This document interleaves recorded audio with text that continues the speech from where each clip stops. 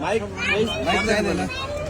श्रीमतीको श्रीमानज्यू विषय अविवाहित सङ्घको पदबाट खारेज गरिएको सम्बन्धमा उपरोक्त सम्बन्धमा हाम्रो प्रिय साथी श्री आशिष खनालले मिति 2082 फागुन 27 गतेका दिन विवाह गरी अविवाहित जीवनबाट औपचारिक रूपमा अवकाश लिनुभएको छ।